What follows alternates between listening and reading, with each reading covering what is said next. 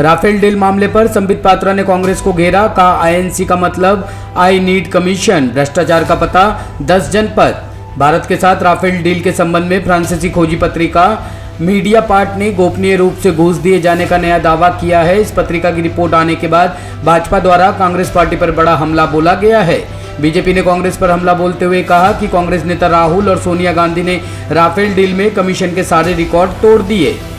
BJP के प्रवक्ता संबित पात्रा ने कहा कि इस मामले में उल्टा चोर चौकीदार को डांट रहा था। संबित ने कहा कि कमीशन को 40% की दर पर देने की बात हुई है, कोई 2-4% कमीशन की बात नहीं। राहुल जी, आपको शुभकामनाएं कि आपने कमीशन के रिकॉर्ड तोड़ दिए। सोनिया जी, आपने विश्व में कमीशन के रिकॉर्ड को तोड़ा है, यह कमीशन का एग्रीमेंट है और आप झूठ बोल रहे थे। इस बात पर उल्टा चोर चौकीदार को डांट रहा था।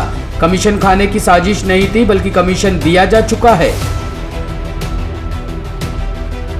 नवाब मलिक पर देवेंद्र फडणवीस का आरोप, का नवाब मलिक ने मुंबई बम कांड के दोषी दाऊद के परिवार से खरीदी जमीन।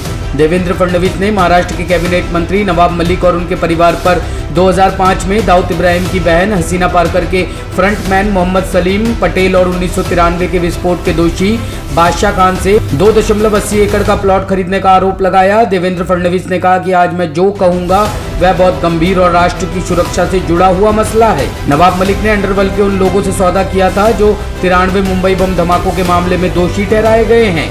उन्होंने आरोप लगाया कि नवाब मलिक ने मुंबई बम धमाके के मामले के दोषियों से बाजार भाव में कम कीमत पर जमीन खरीदी। उन्होंने सवाल किया कि क्या यह सौदा टाडा कानून के तहत प्रमुख भूमि को जब्त होने से बचाने के लिए किया गया था। श्रीनगर में चप्पे चप्पे पर सुरक्षाकर्मी, नहीं रुक रही हत्याएं। श्रीनगर में एक और आतंकवादी घटना में एक दुकान पर काम करने वाले व्यक्ति की हत्या कर दी गई है। सवाल उठ रहे हैं कि शहर में हजारों सुरक्षाकर्मियों की मौजूदगी के बावजूद बार बार इस तरह की हत्याएं कैसे होती चली जा रही है।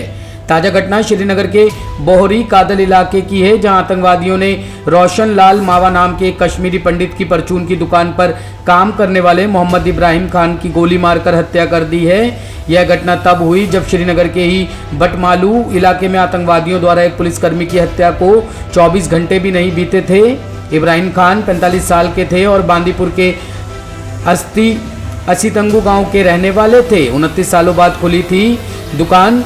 पुलिस ने अपने बयान में कहा कि प्राथमिक जांच से पता चला है कि आतंकवादियों ने एक सिविलियन पर गोली चला दी।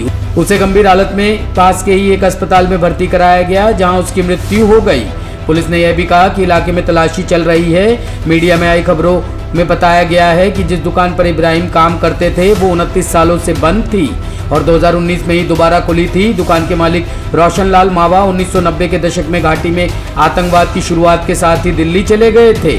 वो मई 2019 में श्रीनगर वापस आए थे। लखीमपुर खीरी में हिंसा के दौरान आशीष मिश्रा, मोनू व अंकित दास के असलों से फायरिंग की पुष्टि। लखीमपुर खीरी में 3 अक्टूबर को उपद्रव के बाद हिंसा में 4 किसान सहित 8 लोगों की मौत के मामले में केस की जांच की प्रगति से सुप्रीम कोर्ट के नाराजगी जताने के बीच में फॉरेंसिक लैब की रिपोर्ट भी आ गई है।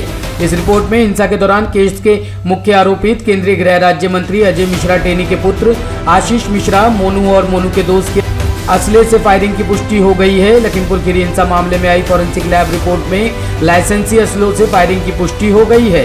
उपद्रव के दौरान आशीष मिश्रा की राइफल व रिवॉल्वर और अंकित दास की रिपीटर गन व पिस्टल से फायरिंग की गई थी। आशीष तथा अंकित इस समय लखीमपुर खीरी जिला जेल में बंद है।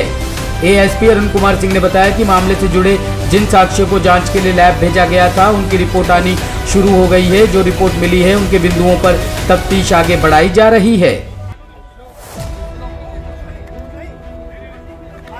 हमीदिया में आगजनी के बाद कई बच्चों की हालत नाजुक, बढ़ सकता है मौत का आंकड़ा, दोषियों पर होगी कार्रवाई। भोपाल के सरकारी हमीदिया अस्पताल परिसर के कमला नेहरू अस्पताल के नवजात शिशु वार्ड में हुए दर्दनाक हादसे 4 बच्चों की मौत हो गई थी, लेकिन अभी भी घायल हुए आधा दर्जन बच्चों की हालत नाजुक बनी हुई है। ऐसा अनुमान लगाया जा रहा है कि बच्चों की मौत का आंकड़ा भी बढ़ सकता है।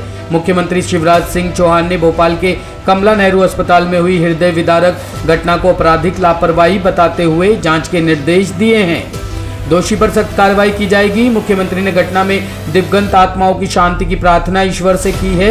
उन्होंने कहा कि इन बच्चों के परिजनों के प्रति मेरी गहरी संवेदनाएं हैं। घटना में जो घायल हुए हैं उन्हें शीघ्र स्वास्थ्य लाभ हो, यही मेरी कामना है। मुख्यमंत्री ने निर्देश दिए हैं कि सभी शासकीय और गैर शासकीय अस्पतालों का तत्काल फायर सेफ्टी ऑडिट कराया जाए। ब्यूरो रिपोर्ट, टीम तफ्तीश न्यूज।